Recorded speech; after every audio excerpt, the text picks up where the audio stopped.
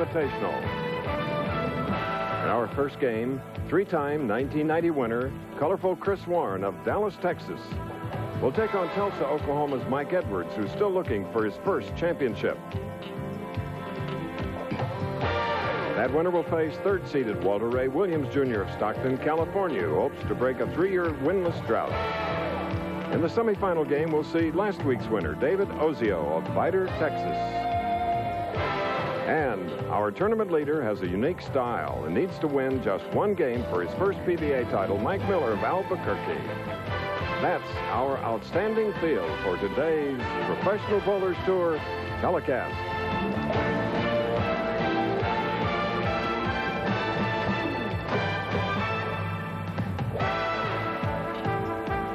Well, this is the way they traveled in the old days. Now let's take a look at the championship pair. There are very slick lanes this week. There's oil down to 6 feet, another coat down to 12 feet, another coat down to 18 feet, and a fourth coat down to 28 feet.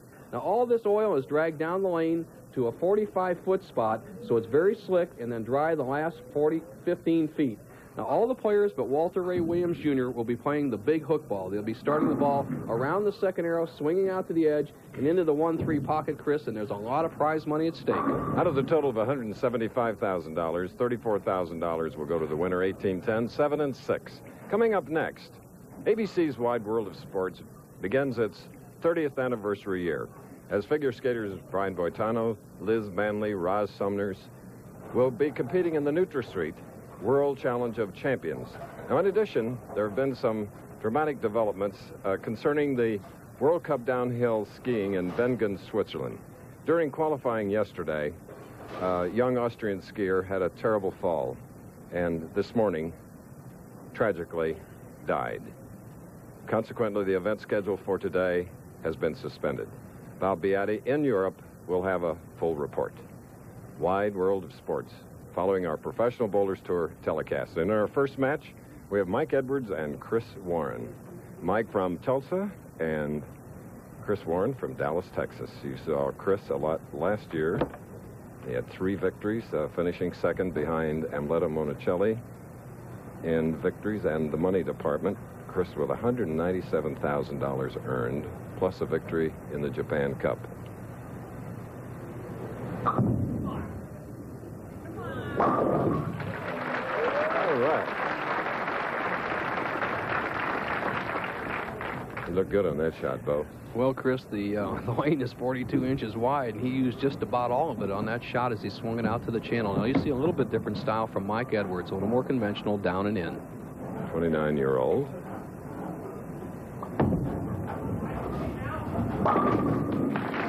And there's so many people rooting for Mike Edwards to win his very first PBA championship.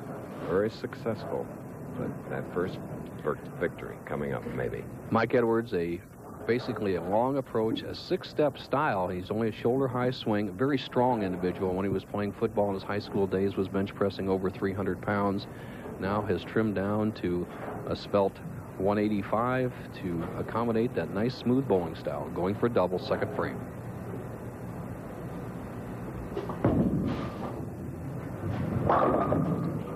Leaving a 10-pin on the left lane. Mike was on our telecast 3 times last year. You see Mike, a normal shot right around the second arrow, just a medium hook, and he leaves a solid 10, 6-pin just flying around the 10. And Chris, a lot of solid 10s left by the players who don't hook the ball a lot. That's why you see players like our tournament leader, Miller, up there top. A lot of speed, cross lane. Mike Edwards of Tulsa, a sigh of relief after getting that mark. He's going against Chris Warren, who never watches his opponent. He does sort of a 90-degree look away when his opponent's bowling, but watch him now, the man that lives dangerously on these lanes.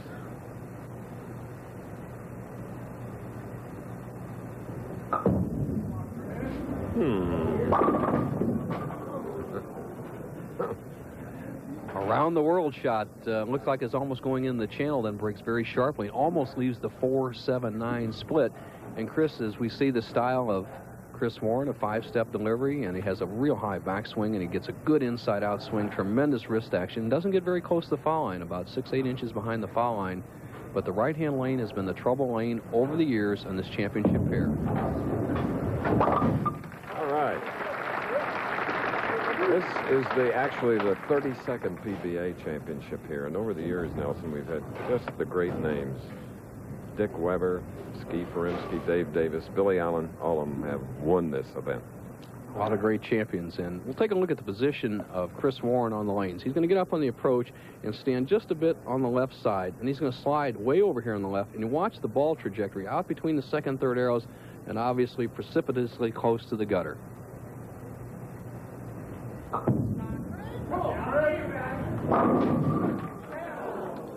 Now it's the 7-pin for almost a begging Chris Warren for that pin to fall, but solid as a rock.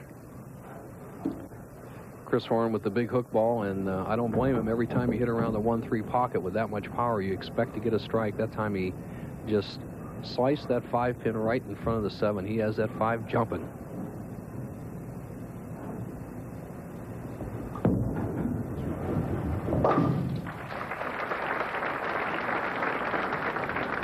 All right, Mike Edwards now will be up shooting in the 3rd frame. Opened with a strike if you just joined us, and marked with a spare. This is our first game in the finals of the Showboat Invitational. $34,000 to the winner.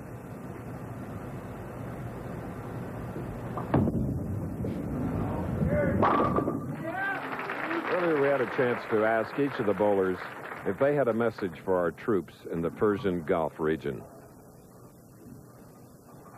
Yeah, I'd just like to say, keep the faith, guys.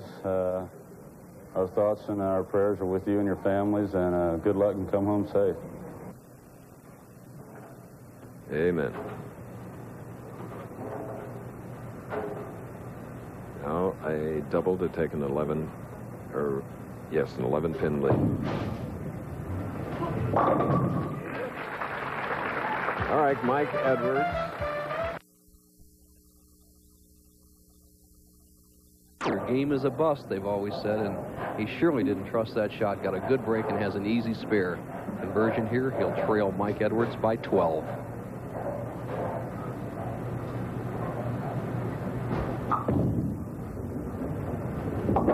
All right, Chris Warren, you heard Mike's answer to the message for our troops in the Persian Gulf. Yeah, I only have one thing to say to the boys over there, and just do your job, come home soon, come home safe. No one needs to be a hero. All right. There's Chris Warren's yellow ribbon. Got it tied around his waist there. He was rubbing a little bit of the dirt or oil. You can actually see it next to his index finger off the bowling ball. Heavily oiled lanes. You got to clean it off every time the ball comes back.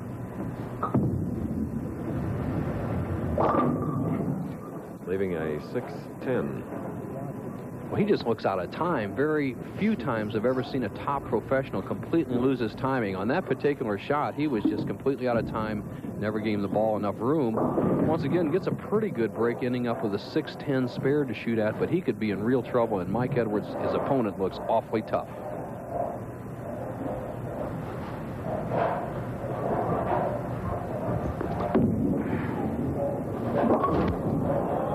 And that is deep trouble. Chopping the 6 off the 10. Chris Warren of Dallas. Well, if you leave yourself enough tough spares, sooner or later something's going to go wrong. And Chris Warren had been getting by pretty lucky, and then all of a sudden he leaves the 6-10. Here you see it in the replay. The ball doesn't flatten out enough and chops the 6 straight off the 10. Wide open door, Mike Edwards, 5th frame.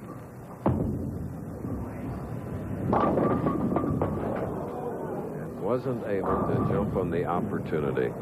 The 2-8-10, and Mike Edwards could have really put a nail in the coffin of Chris Warren with a strike there, but once again, he has a very tough shot. There's 2 schools of thought. My best thought, Chris, is to drive the 2-pin over into the 10 and then hope it bounces off to the 8. It's a very difficult shot hitting it straight on.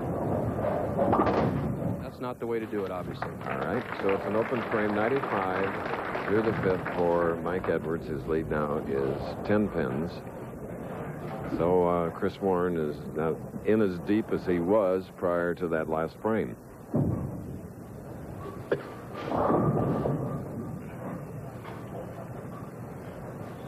There's Chris looking away, as we indicated.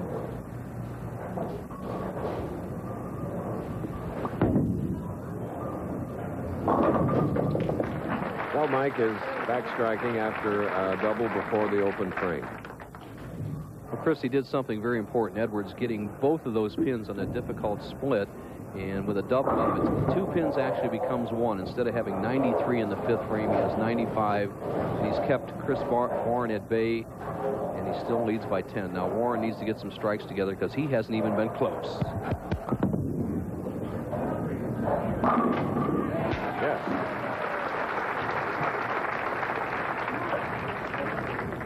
There's the Masters champion, Chris Warren. You see the way Chris Warren attacks the right-hand lane. Not much of a slide on the approach. The big hook ball works this time. He's back in the match. A strike here in the 7th, it'd be all even.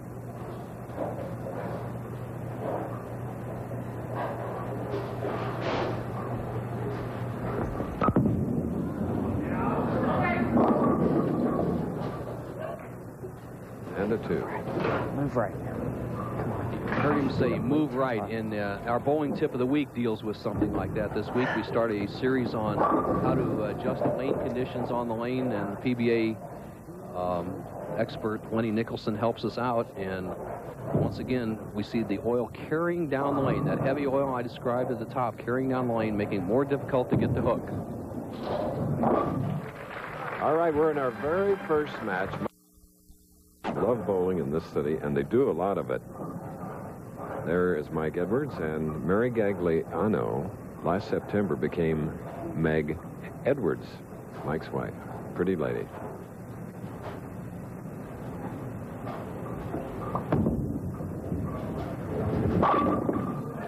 Mike was hoping to take that 20-pin lead, but he's left the 9-pin.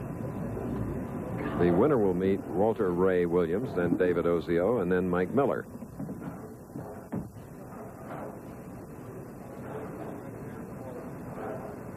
Just split through and through the pocket. And now this shot for a single pin.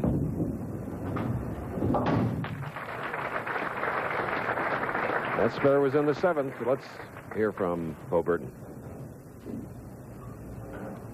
Chris Schenkel, a very difficult shot happened there for Mike Edwards, and once again, Walter Ray, we see the oil carrying down the lane. Do you have any special strategy as the hook ball continues not to work?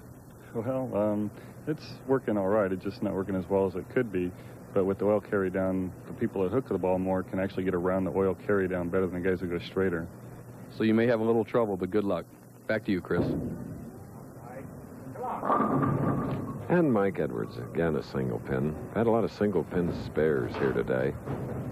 The pressure is on, total of $175,000, 34 to the winner today. 263 professionals started this event. The Pro-Am was on Sunday. Competition spanning 56 games began on Monday.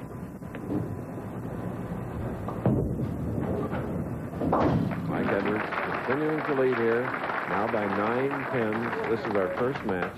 Winner to meet the man Bo just talked to, Walter Ray Williams, then David Ozio, and then the tournament leader, Mike Miller. You see the footwork of Chris Warren. 5-step delivery, doesn't use much of the approach. He's only 5 feet tall.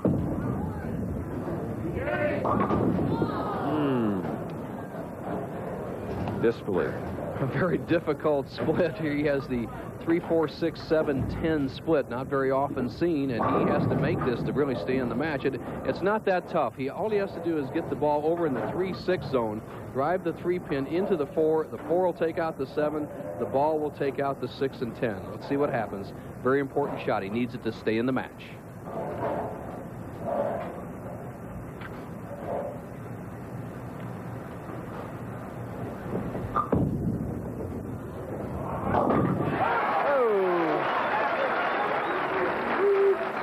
Lesson. Got to replay that one. Super shot. He needs it to stay in the match. 8th frame. Takes out the 4-7, the 3-6.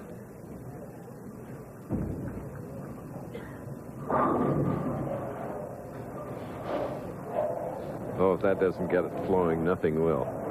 Puts himself in position, Chris, to be right back in the match. He trails by 14 pins in 9th frame. It's not over yet.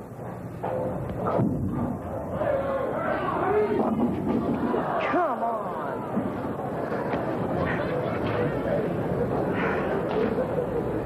Big trouble. This one's a lot tougher. Now, there's two schools of thought. You can either start the ball over here in the 6-10 zone and drive it over into the 4-pin. I believe, Chris, the best way to go is to get the ball over in the 4-7 zone where the 2 pins are and drive the 4 into the 6, 9, and 10. Let's see which way Chris Warren goes. He's going to try to go across lane.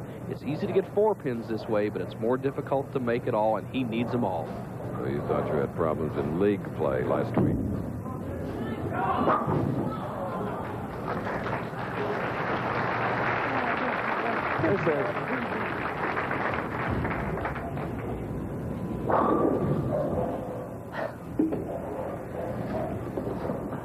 Chris wearing a microphone. He was speechless, and that's unusual for him.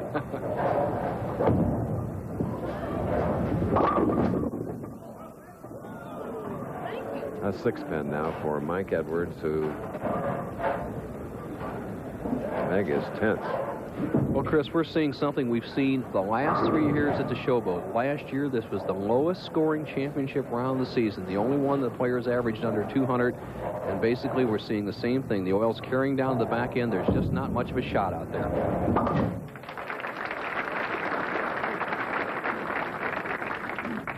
Mike is one of the 2 non-winners in our field of 5. The other 3 having a total of 15 championships.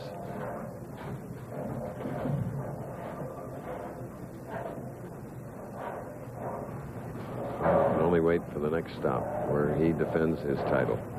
Pinole Valley.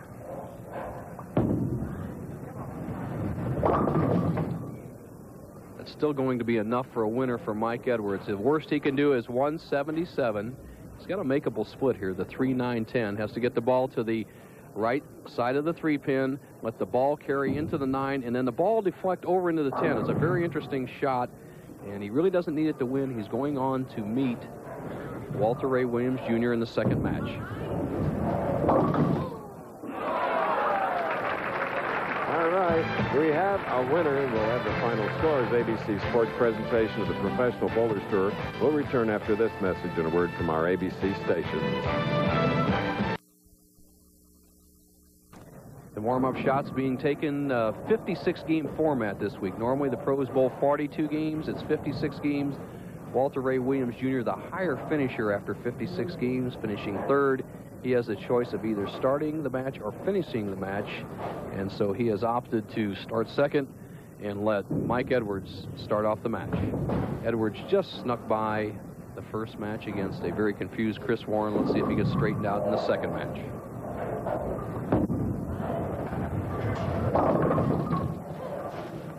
And here in his very first shot, leaving the 2-4-8, most of the bucket on the left lane.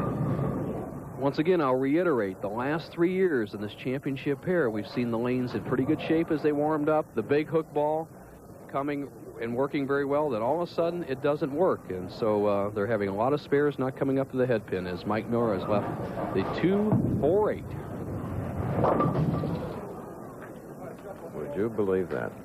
Well, Chris, I'll believe anything. The championship pair, and I do remember bowling on this a couple of times in the early 80s, gets very, very difficult in this bowling center. I don't know if it's because they put so much oil on the lanes, that's what Walter Ray said, or because of the low humidity in this building, or whatever it is, but they become very difficult, and they favor a guy like Walter Ray with a straight shot. Walter Ray Williams, 5 championships. To his credit, in 1986, he was the PBA Player of the Year. His style. Walter Ray, with just a lot of natural ability, 5-step delivery, has a much better arm swing this year than I've seen in past years. He's keeping that ball inside out most all the way down. He kind of likes this shot. He says, boy, that ball should have hooked in there. But once again, the oil is carrying all the way down to the back end. There's no hook area. Very difficult shot. Oh, and here we have another chop. Going back, 1988, Chris, we sat here and watched Leto Monicelli win this tournament with basically throwing a complete straight ball. He changed from his big hook style. As you see, Walter Ray's balls hooking by the 2 pin and leaving the 8. Changed from his big hook style through a straight shot, and that's the only way he could win. In fact, in one match, there was only 3 strikes rolled in the match. Monticelli rolled 2, and his opponent just 1. So I think the ideal thing to do here is straighten the shot out. And Walter Ray thinks like you think. Walter Ray getting his strike, and it's unusual to have both professionals opening up in the very, very first frame. Mike Edwards doing a little doctoring to his bowling ball, putting a piece of white tape in there where his thumb had gone down, and now it needs it a little tighter.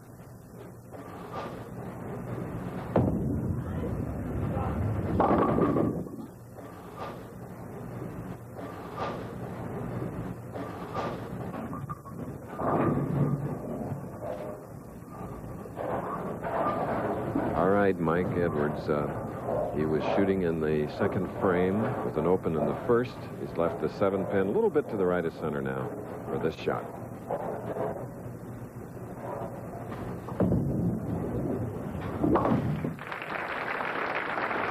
And if you just joined us, it was Mike Edwards who eliminated Chris Warren, 190 to 161.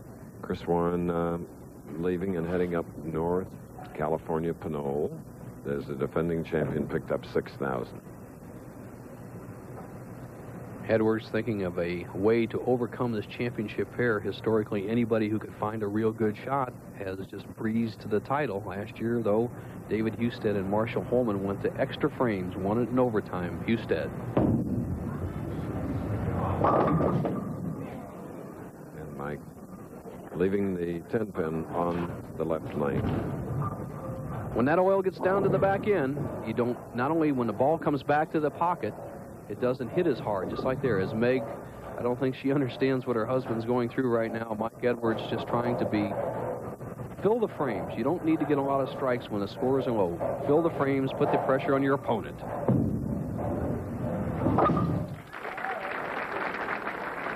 Walter Ray Williams wears his yellow ribbon among the loops on his back, his trouser belt line. There you see it.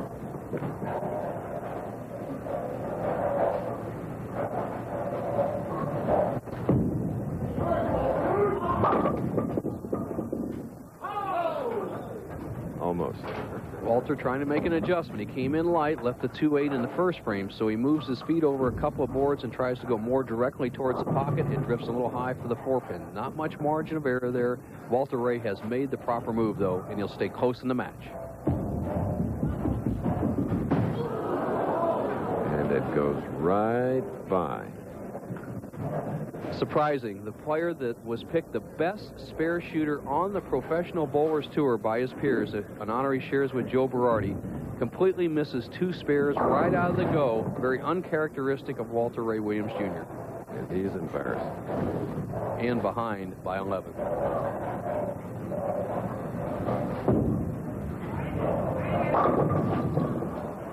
Bowling with a vengeance to try to overcome what happened before, but it's a 10 pin. Once again, Walter with a lower surface friction bowling ball. Trying to make it slide across the lane, a little more control. Walter Ray Williams, whose last win was in 1987, and match in the first game he had 5. Okay, Bo. Thank you, Chris. David Ozio, everybody seemed to be struggling out there. The big hook ball is just not working like it did all week long. What's your game plan? Well, it seems like the lanes are probably tightened up a little bit more on the outside. Most of the week I played between the first arrow and the second arrow, and had a little bit of area to go down the lane with, and hopefully that's what's building right now. If I can manage to fall into that and set the ball up down the lane where I want it, hopefully some good scores will come out. Well, he's going to try to go a little bit straighter, Chris. We'll see how he does in the semifinal.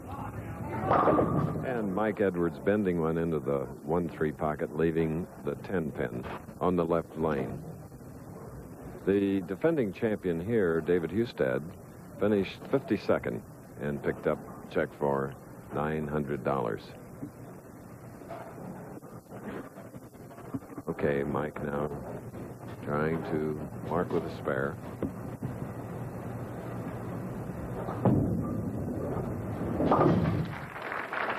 As Mike comes back, Walter Ray Williams is quickly up. Walter Ray, on our telecast last week, finished second to David Ozio, to whom Bo just talked.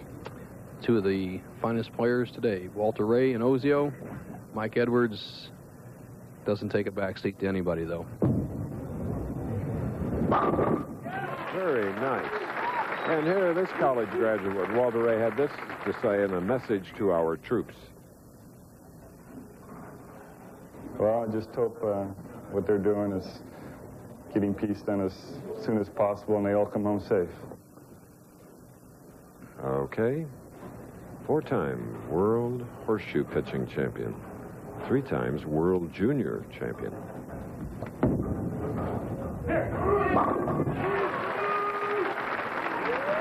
That's a ringer.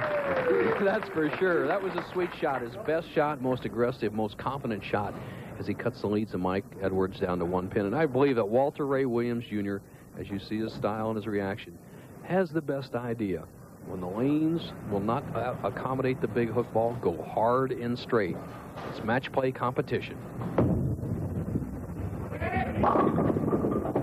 Mike again with a single pin spare. There's an old saying in bowling, the conditions determine the player, and the type of lane condition that's out there right now favors a straighter type of player. And over the 56-game format, most of the power players rise to the top on the PBA Tour because of their strike power and crossing lanes. But in a championship round, the down and in player often has the advantage. Close. Next week, Chris Warren defends his title as the world's top bowlers roll into Northern California for the $130,000 ARC Pinole Open. Coverage begins at a special time of 12 Eastern and Pacific, 11 Central, next Saturday, ABC's Pro Bowlers Tour.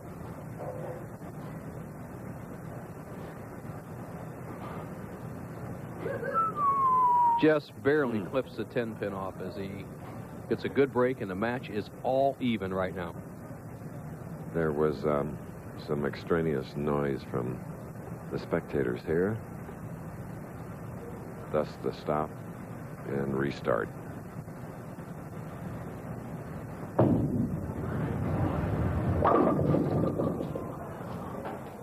The 4-9 split, Chris, remember him losing the Quaker State Open to Mike Durbin with that exact same shot. He needed a strike to win the tournament, left a 4-9. Once again, it's a tied match, and he leaves a 4-9 split.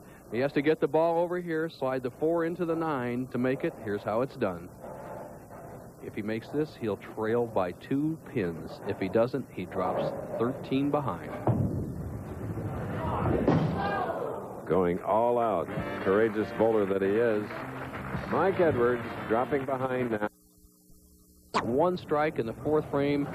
Meg Edwards is saying, boy, that isn't the way he looks in practice, but Meg, that isn't the way the lanes are in practice. This is a very difficult lane condition. The match is not over.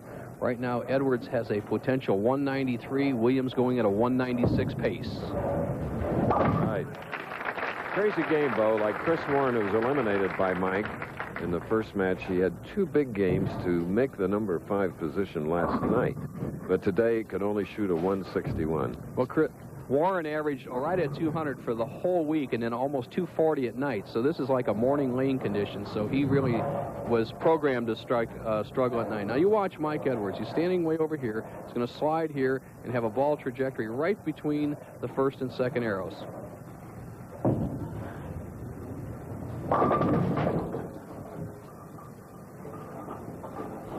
That's right, Mike. And really the same thing's happening to Mike Edwards. As he averaged only 205 in this championship pair for the 4 games out of the 56 he bowled in the tournament. And he was kind of figured to be struggling, where Walter Ray Williams Jr. averaged 224 on this pair all week, so he should be a slight favorite. Our tournament leader, Mike Miller, averaged 250. Now a look at Walter Ray Williams. Mike looking overhead score sheet. Walter Ray leading by 24, needs good counts and a mark in one of the last 2 frames to lock up the match.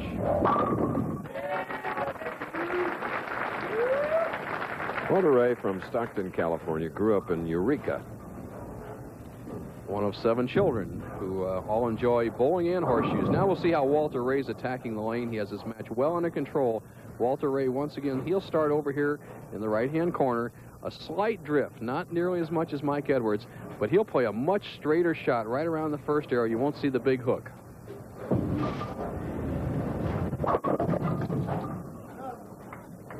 That's enough to win the match, Chris. The solid 9 is disappointing, but even if he misses that spare, he'll end up with 184. He's going against, of course, Mike Edwards, who's proud of his Choctaw and Cherokee heritage. Walter Ray, a physics major in college. And he has won, and now he has a chance to go against the man that cost him a tournament last week, Ozio. Nelson Burton Jr.'s playing conditions and what to do about them. Score More. Help you solve your bowling problems. Here's what the pros do. Learn Bo's valuable tips on performance, practice techniques, body conditioning, and equipment selection, and Score More. Only $24.98 plus $3 shipping. To order Bo's home video, call 1-800-4ABC-BCR. It was Mike Edwards who defeated Chris Warren 190 to 161 in the first match. Then in stepped Walter Ray Williams with a 156 score and only 1 strike by Mike Edwards. He is out, and Walter Ray Williams, as a result, moves 1 up against David Ozio, who beat him last week. Chris, a very long tournament there this week, 56 games, and we have a strong field here. And you see next week we're at the Pinole Open, and we're on at 12 Eastern. Look at that time. And then down to the Quaker State Open, where Randy Peterson will defend his title. In the big field of 263 players, 200 average for the whole field, not too bad. 213 to make the top 24, and here's how some of the other players finished. Alexander and Wiseman pick up some pretty good checks. Jazz Now, Jim Johnson, Steele Smith coming back a little bit. Newman, Granger was the early leader. Steve Wonderlich 2 weeks in a row. Randy Peterson, Quaker State defending his title. Albert, Columbia, the U.S. Open champion. Smooth Dave Arnold. Groth, right up in there. Ken Johnson, Scroggins. Ricky Corona, Lawrence, we've seen him a lot of times in 1990. And Brad Snell round out the top 24, Chris. All right, and Walter Ray Williams will shoot first. There he is on the left lane. Had 5 strikes in his victory over Mike Edwards.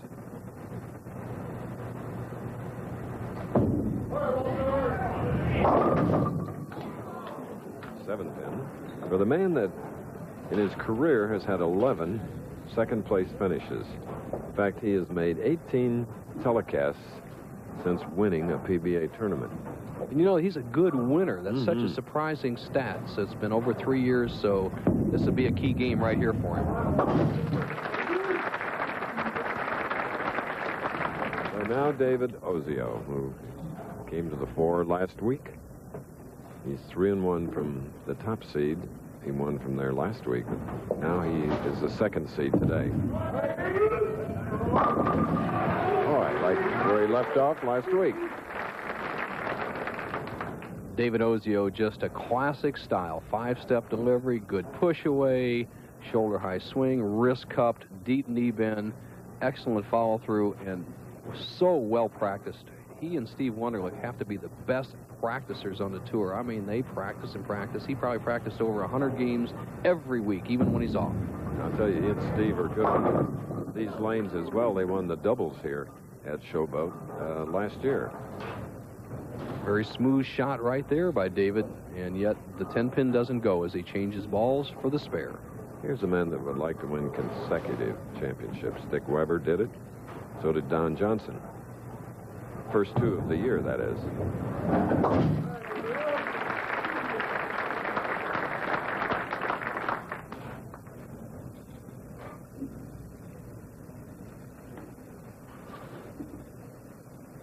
Walter using all of the approach, and a little more.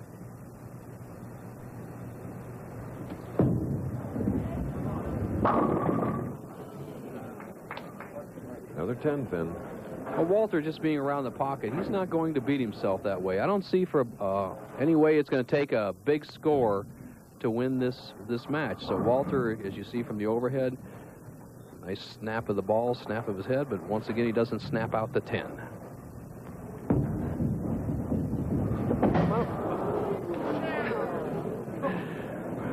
Well, the man who was voted the best spare shooter on the Professional Bowlers Tour is quickly giving that title away. He holds that title with Berardi, who Joseph didn't make the top 5 this week, so he can't miss any out here. He has missed 2 spares in the first game and 1 in the second. Hard to believe. Not good.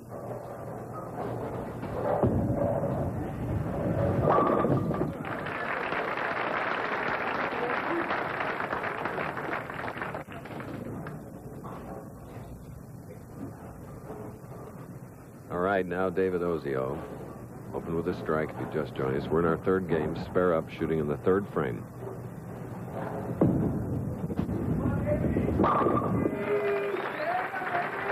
Okay, David Ozio had this message for our troops in the Gulf.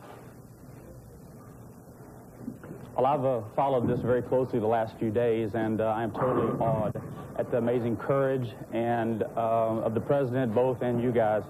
Watch your backsides and come home safely. Your families love you, and they need you there. God bless you. What sincerity. So much so. Right now, he'd like to finesse this ball down in the pocket and take a 22-pin lead over the man he defeated last week for the AC Delco title, Walter Ray Williams, Jr. All right, David Ozio doubling and going out to a 22-pin lead over Walter Ray Williams, Jr. We'll be back.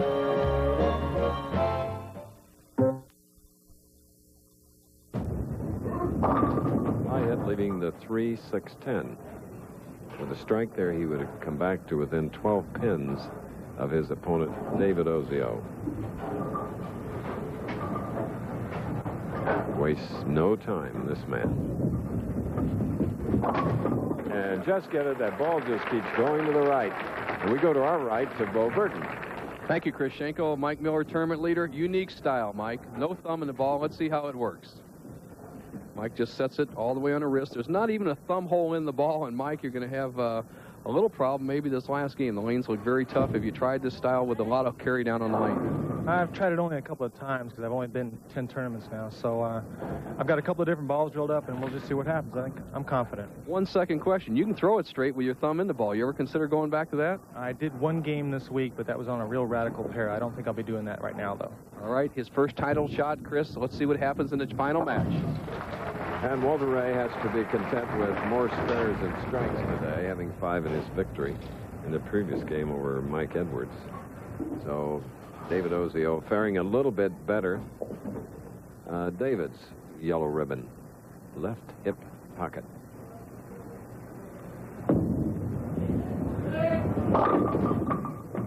Coming up high, leaving the 6-10.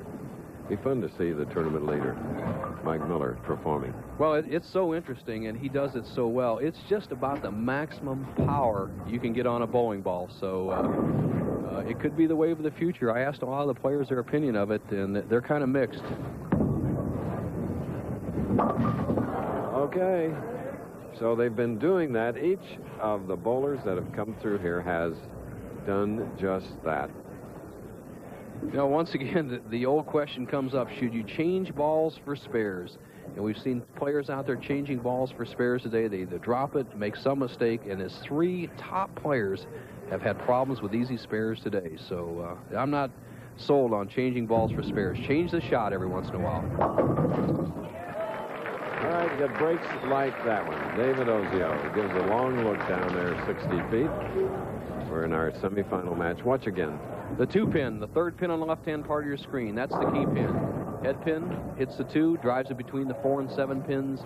David Ozio has a strike in the 6. Walter up in the 6, trails by 9. All right. That was more like Walter Ray Williams, Jr. There he is, Harry Golden, tournament director, just retired after 29 years working with us. We are so proud of this man. Knowing him all these years, Bo, has been one of the features of my enjoyment of you professional bowlers and the tour. Agreed. More than 200 people at his party this week. A lot of friends flew in from all over the country. And our producer, Carol Letty, and director Larry Cam and all ABC presented him with a chair. And I might add, there were no rockers on it. We'll be back.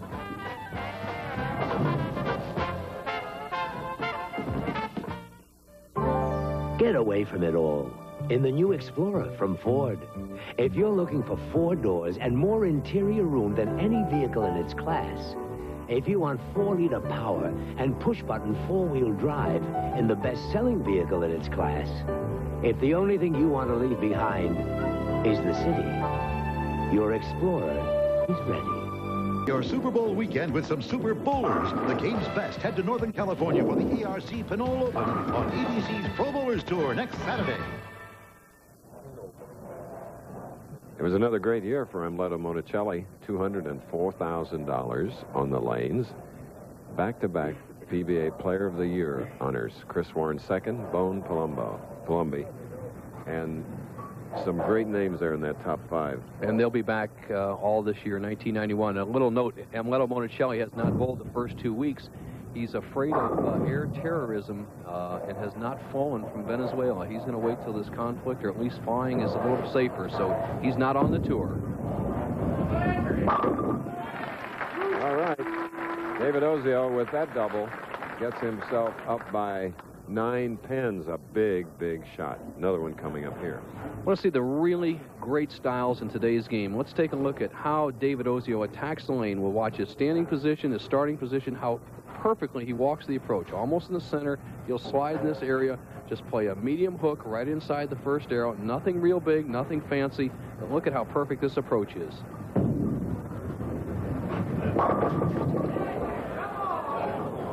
It's like that pin had brakes on it. That's the head pin shooting across. That would have given Walter Ray, David Ozio a nice lead, but not to be. And so right now the lead is down to just 8 pins for Ozio if he can make the spare. But once again, remember, he went by a spare on the right-hand lane when he's changed balls for the spare. Let's see if he can make this to maintain the lead.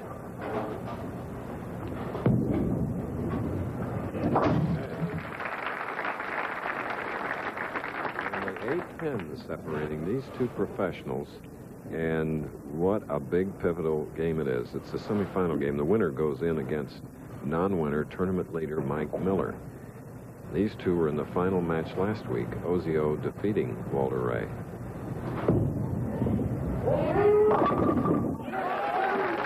That's green, Laurel, for Walter Ray. Walter Ray really attacks. He leaned on his Sunday shot. He knew that was like the 10th frame. He puts everything he's got it in. You see the grimace in his face. And for the first time in 2 weeks, Walter Ray Williams Jr. has a lead over David Ozio. Let's see if he can put the pressure on him here with a 4th consecutive strike in the 9th frame.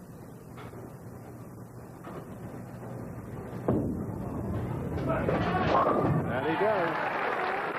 You know, Bo, often any kind of stress or pressure situation, I've heard the adage, when in trouble, when the pressure is there, slow down. And Dave has been known to do that, and the pressure's on right now. He has to. He's a very disciplined player, obviously very confident at this point, but he needs strikes right now in the 9th and 10th frames on a very tough main condition. Oh, yeah. He breaks and keeping this match very, very close, and it is a big one. Of course, this is a big place, Showboat, as we get a replay. The powerful ball of David Ozio almost leaves a solid 9. Pin comes across, knocks it out. And for David Ozio to win this match and put some pressure on Williams, he must strike here in the 10th. He trails by 12, can cut it to 2. Mm-hmm.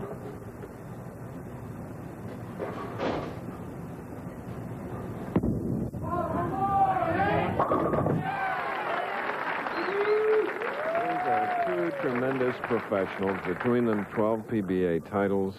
David is 36. Walter Ray is 31. Just coming into their prime, showing why they've won those hard-to-earn PBA titles. And Ozio looks better than ever. Last week he was dominant winning the tournament. Right now he has already forced Williams to mark in the 10th with a strike here, he'll force Williams to strike in the 10th. He got up there so calm and collected. Easy. Follow through, Bo. What a pressure player. Excellent. Shows a lot of confidence, a lot of experience, and he must have been listening to you, Chris. He kept those feet nice and slow, finessed the ball in the pocket under pressure. Look at this form. You don't see any jerks. You see that head smooth, that eyes solid on the target. Right now he's a potential 225. If he gets more than 8 pins, he will force Walter Ray Williams to strike twice.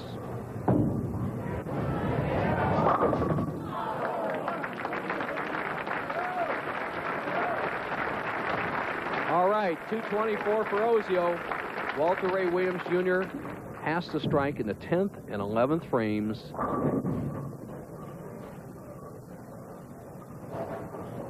To win the match. The first one is a must.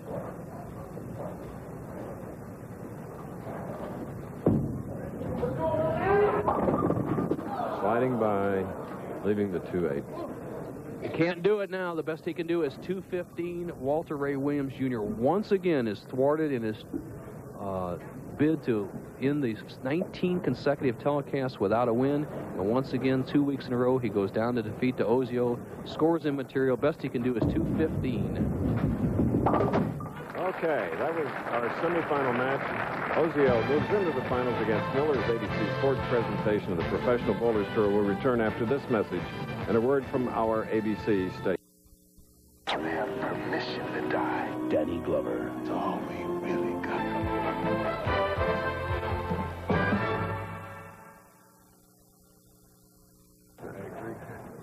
Okay, Mike Edwards winning the first match here as we summarize over Chris Warren, 190-161.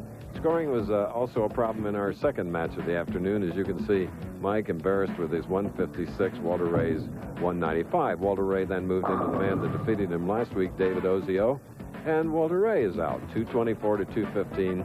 So it is a non-winner, Miller, going against Ozio here at the Showboat Lanes in Las Vegas, Nevada, where we've televised for the past 30 consecutive seasons.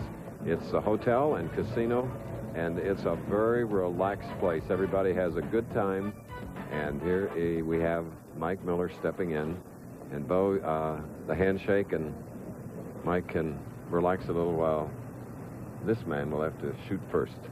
Ozio up first, championship game. Miller has never been in that position. Ozio going for 2 titles in a row to open the 1991 season.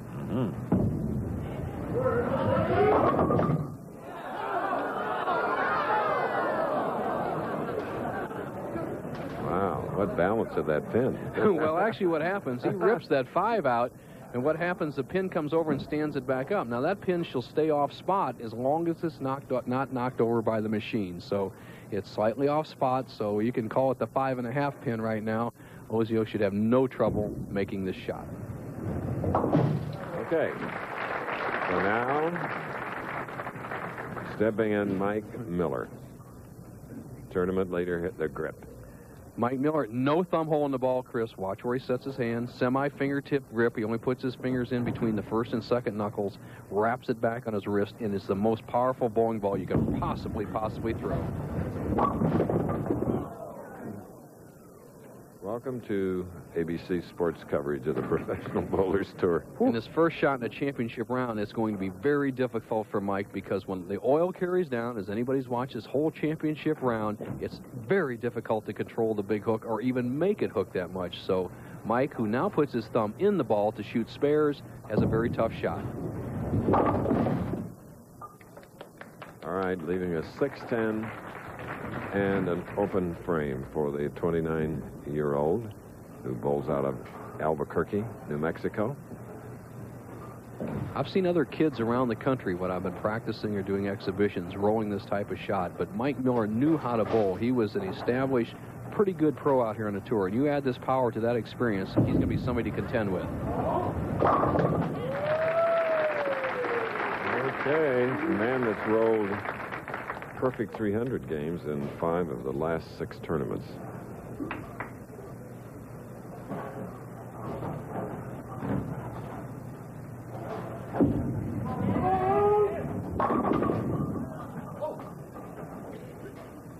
Another 10-pin for Ozio. And I asked David Ozio, Chris, about the style of his opponent, Mike Miller. And here's some of the comments from Ozio. If it's a trend of the future, he sure it is. He says he remembers when Bob Benoit, who bowled 300 at the Quaker State a few years back, became a big cranker, a power player, and he got better. So he believes in at least Miller's style. A couple of things he's surprised about, Chris, is number one, that as much success that Miller has had, none of the other players are really practicing it out here. And I think myself, if I saw a player having that much success, I'd be at least trying something. Fidgeting is Miller. Probably putting some tape in his finger hole. Okay, Ozio back striking. Defeated Walter Ray Williams 224 to 215. Now up is Miller, who's sponsored by his family of great bowling accomplishments.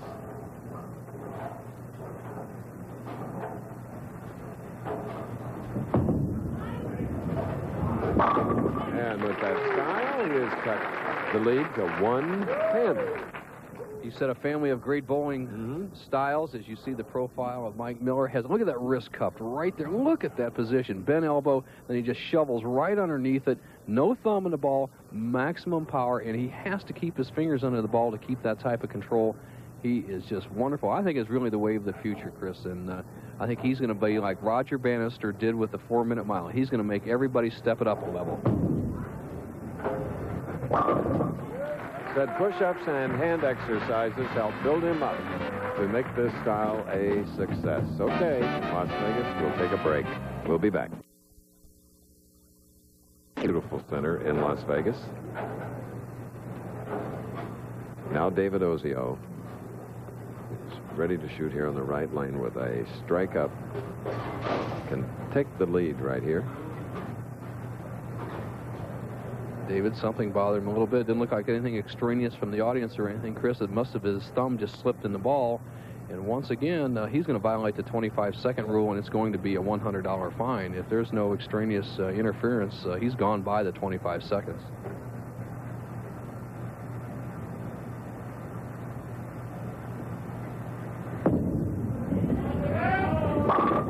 All right. Good that he took his time. Right? Taking a 1-10 lead. So apparently was a disturbance in the audience, right? Well, I sure didn't see it or hear it, and he sure didn't acknowledge it. John Campos, our tournament director, who has moved in, is Harry Golden, whom we showed you earlier, is retired after 29 years. We wish Johnny a lot of luck. Good guy.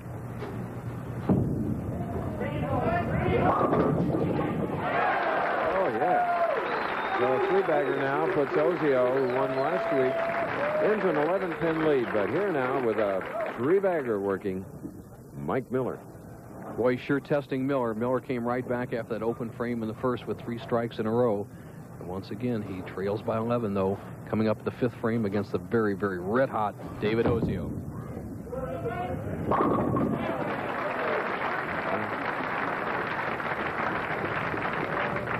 All right.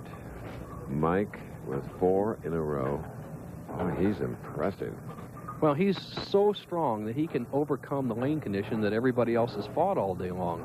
The players have only averaged 190 for the first 3 games. So, once again, it's very, very powerful ball that's overcoming the lane condition. As you see, Mike's father and his little daughter, Adrian. Left a 10-pin on the left lane, our tournament leader.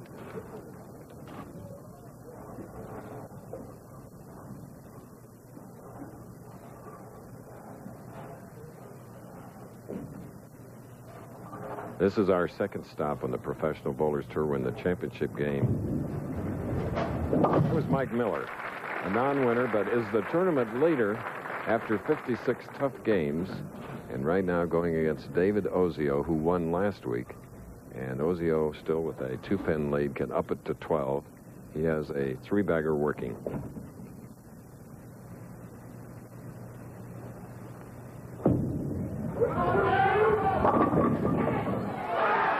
Getting those breaks now, the pinfall.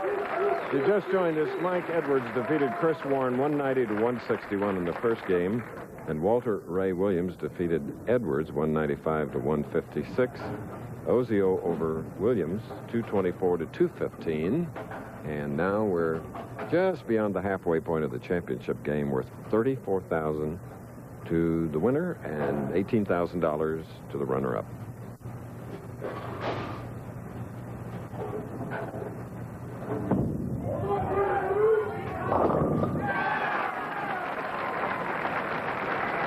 Make it 5 in a row. Okay. The experience of Ozio coming through. He has a chance to really put the pressure on Miller, and he applies a 22-pin difference. Mike Miller, once again, does not bowl with a thumb hole in the bowling ball. Look, there is no thumb hole, no thumb in the ball.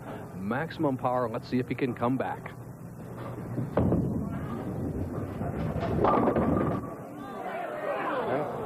That ball crossed over.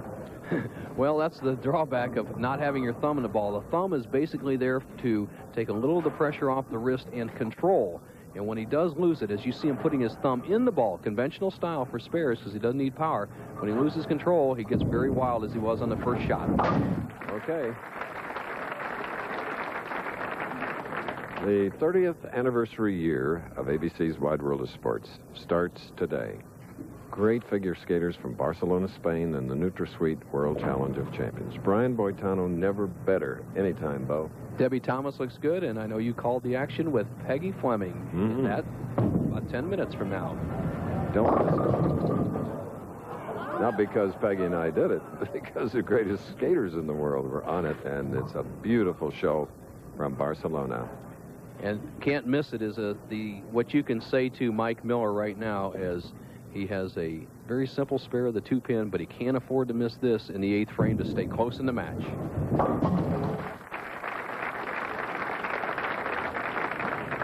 We've had nobody winning consecutive games here today. Well, Ozio looks like he's well on his way to not only winning consecutive games, but consecutive tournaments. He has all the experience. He has the years of out here of self-confidence. He bowled so super last week, and he looks just sensational today. And if I know David, this is the key shot to lock up the match. It's been 19 years since a bowler has won the first 2 games of our telecasting season. That was Don Johnson. 10 years prior to that, Dick Weber did it.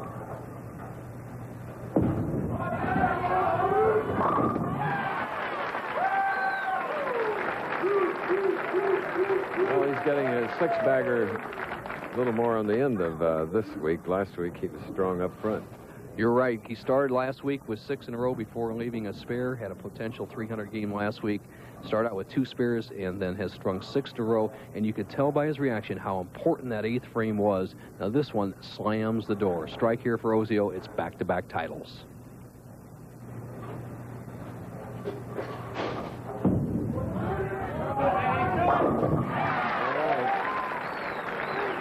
Perfection of ABC's Wide World of Sports, shown right here by our professional bowler.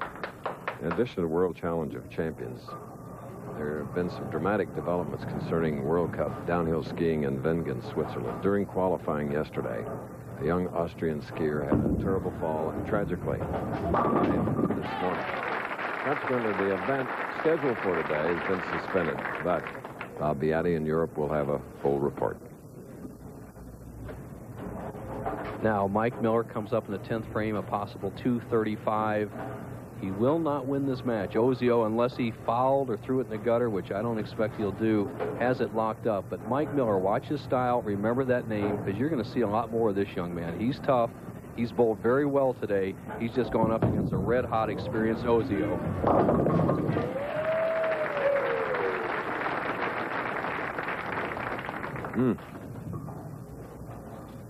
Mike has all his family here. His dad, Gary, bowls on the seniors tour, which we telecast last year from the doubles events from the Showboat. There's father, Gary, daughter, Adrian. Gary, he knows the score. His son's in a little bit of trouble, but he should be very proud of him, and you're going to see a lot of this man. He really has it together. Only 29 years old, 6'1", 180 pounds. He's going to bowl 224, Chris, and I figured that would be enough to win the title, as tough as the lane conditions have been here all week long. But he's gone against David Ozio, red hot. David Ozio, the big year last year, earning nearly $100,000. Overall, he's over $600,000.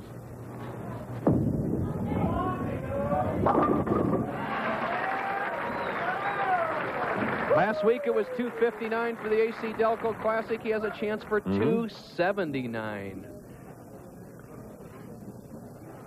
Back-to-back championships. Ozio just bowling with some confidence and just fabulous scores. Just finessing that ball in the pocket. Well, we've had a little bit of everything today. A 161, a 156.